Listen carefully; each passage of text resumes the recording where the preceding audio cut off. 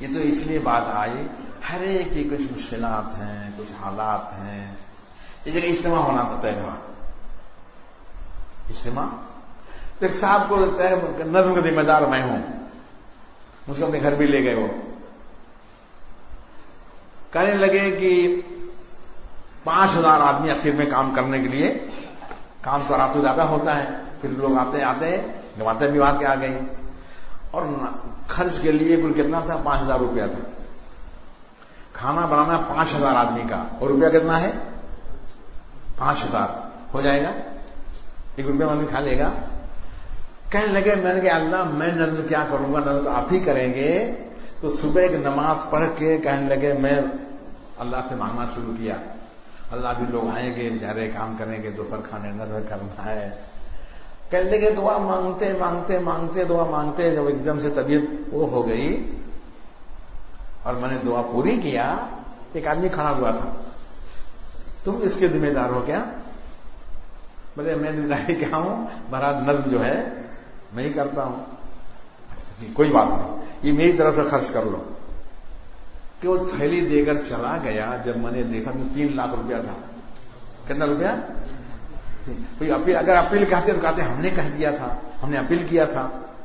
آپ کہتے ہم نے تشکیل کیا تھا، ہم نے کہا تھا بھائی حصہ کچھ لے لو. نہیں سمجھا آپ؟ کس نے دل میں ڈالا؟ کسے مانگا تھا؟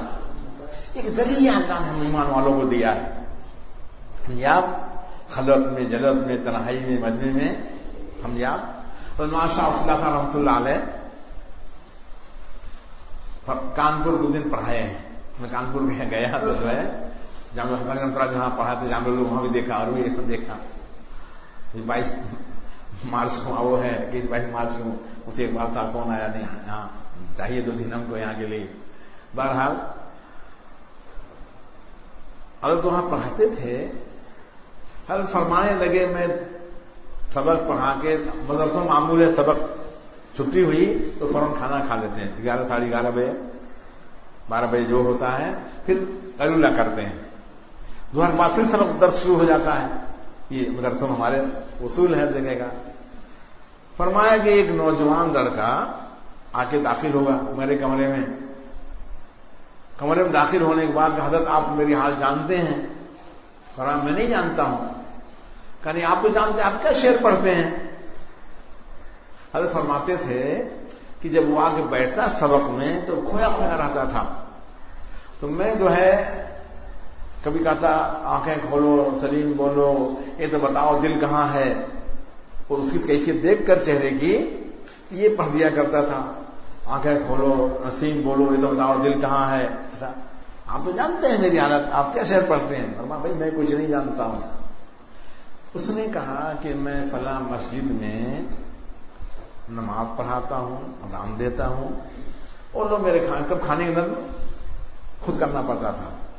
اور سید صاحب رحمۃ اللہ علیہ کانپور پڑھنے کے لیے گئے تو فرماتے تھے کہ مجھ کو پانی بھر کے اوپر لے جانا پڑتا تھا. عمر چھوٹی تھی، جب پانی لے کے اوپر جاتا تھا تو پھر مجھ کو ایک وقت کھانا مل جاتا تھا، ایک وقت کا. فرماتے تھے چھوٹی عمر میری تھی، جب پانی لے کے اوپر چڑھتا تھا میں درمیان کھڑے ہو کر رو لیتا تھا. پانی لے کر درمیان میں کھڑے ہو کر پہلے روتا تھا، پھر پانی اوپر چڑھاتا تھا. اتنی کم عمر تھی کہ پانی کھانے کے لیے کرنا پڑتا تھا. اب تو نوبت اور خاردان نے بہت اچھا کر دیا. تو کہنے لگے میں مسجد کے سامنے ایک بلڈنگ ہے ایک آدمی کی، اس کی لڑکی باہر کھڑی تھی، میری نگاہ پڑ گئی. میں غریب آدمی مسافر آدمی، اس سے کیا بات کرتا میں، لیکن نگاہ ایسی پڑ گئی کہ حدیث شریف آتا ہے شیطان تیروں سے ایک تیر ہے. کیا نگاہ جو ہے وہ سب سے پہلے جو ہے نگاہ پڑتی ہے، پھر دل میں خیالات آتے ہیں، جذبات ابھرتے آدمی کے، پھر ساری چیزیں آگے بڑھتی ہیں. ایسا دل میں اس کی محبت بیٹھ گئی ہے، نہ میں نے بات کیا ہے، نہ بات کبھی نہیں سکتا ہوں میں، لیکن ایسا بے چینی رہتی ہے کہ رات کے وقت میں عشاء کے بعد جب مصلی سب چلے جاتے ہیں تو میں دروازہ اندر سے بند کر کے مسجد کا صحن میں ایسا ٹوپی نکال کر اور ایسا سر کھجاتا رہتا ہوں اور رات بھر دوڑتا رہتا ہوں. کوئی رہتا نہیں کوئی ہو. ایسا پریشان ہو گیا ہوں میں، کیا کروں کہ سمجھ میں نہیں آتا میرے. حضرت شاہ رضی اللہ رحمۃ اللہ علیہ فرمانے لگے میں نے کہا جب تو رات کو جو ہے رات بھر تم جاگتے ہو اللہ والے اٹھتے ہیں اللہ سے اللہ کو مانگتے ہیں اللہ سے اللہ کو مانگتے ہیں اللہ مل گئے تو حضرت علیہ فرماتے تھے جہاں کعبہ پہ نگاہ پڑی اللہ مکلی وجعلنی لک اللہ مجھے اپنا بنائیے آپ میرے ہو جائیے اللہ ہو گئے تو مشہور واقعہ پڑھا ہوگا آپ لوگوں نے ایک بادشاہ تھا ایک بادی کو بہت مانتا تھا اور دل میں آنے کی بات ہوتی ظاہری شکل صورت بہت مسئلہ اس میں نہیں ہوتا لیلا کوئی بہت خوبصورت تھوڑے تھی دل میں آنے کی بات ہوتی ہے جہانگیر والے مشہور ہے نور جہاں جو عاشق ہو گیا تھا مرفوضات نے پڑھا ہے وہ کبوتر ہاتھ میں تھا کہ پکڑو میں ابھی آتا ہوں نور جہاں نے پکڑ لیا دونوں ہاتھ میں جہانگیر واپس آیا دیکھا یہ کہ نہیں کیا ہوا بولے اڑ گئی بولے کیسے اڑ گئی جو پکڑے ہوئی تھی نا تو چھوڑ گیا ایسے اڑ گئی ہم آپ جو پکڑے ہوئے ہاتھ میں اس کو چھوڑ دیا ایسے اڑ گئی ادا اس کی پسند آ گئی ہم آپ کیفیت ہوتی ہے الگ الگ یہاں یاد رکھو عجیب عجیب جو قصے نقل کیے ہیں اور بادی کو زیادہ چاہتا تھا حسین خوبصورت بہت زیادہ نہیں تھی لیکن دل آ گیا تو اس کا کوئی وہ نہیں ہوتا جب دیکھا کہ شکایتیں کرتی ہیں بہت سے بادیاں اور کالی گلوٹی کرنا چاہتے ہیں ہم کیا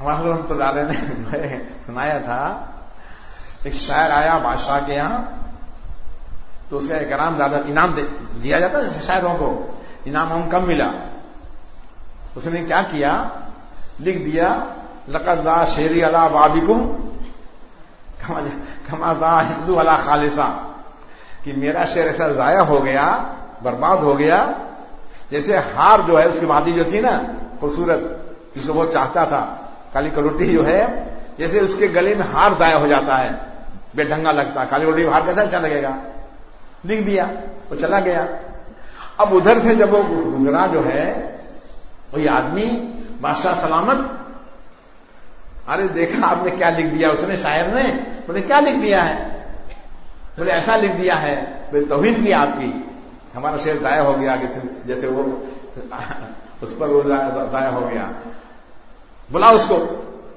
شاعر جب آیا اس نے کیا کیا عین کو اس کی موڑی جو ہے وہ سر وہ باقی رکھا حمزہ بنا اور نیچے مٹا دیا نیچے اس نے عین کو حمزہ بنا دیا زائدی مانے ضائع ہونا اور زا جو ہے حمزے سے گراج مانے روشن ہونا اس نے کیا کیا عین کے حمزہ اوپر کو باقی رکھا اور پورا اس کا جسے مٹا دیا اب حمزہ ہو گیا اندر آیا تو جب تم نے کیا کیا بولے کیا کیا ہم نے توہین کیا بولے صاحب بالکل نہیں تم نے کیا لکھا ہے بولے ہم نے یہی تو لکھا ہے ہمارا شعر روشن ہو گیا آپ کے دروازے پہ جیسے اس کے گلے میں ہار روشن ہو گیا سمجھا اس نے جو مٹا کے عین مانے ضائع ہونا اور حمزہ کے مانے روشن ہونا سمجھے تو اس میں بات آ گئی تو بادشاہ نے کیا کیا کہ سب کو جو وہ کرنے کے لیے بہت سے حال میں رکھا سب چیزیں سونا روپیہ سونا چاندی ہیرے جواہرات اعلان کر دیا جس پر تو ہاتھ رکھ دے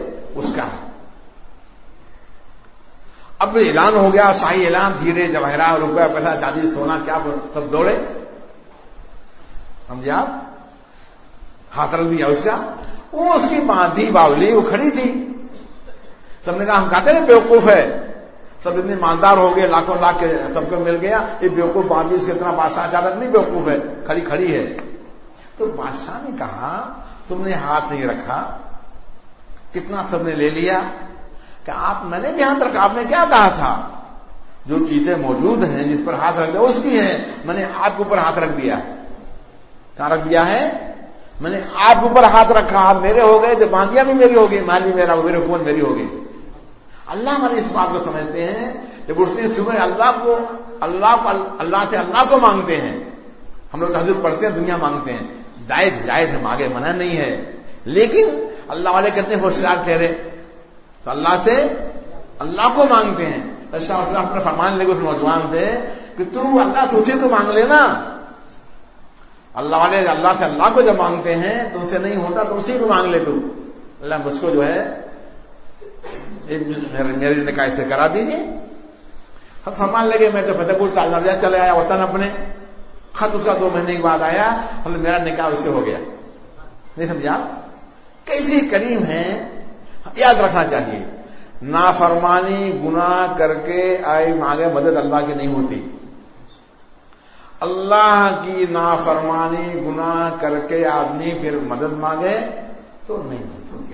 سمجھا اللہ کے احکامات کی پابندی کرے, شریعت سنت کی پابندی کرے, اللہ سے مانگے اللہ مدد کرتے ہیں.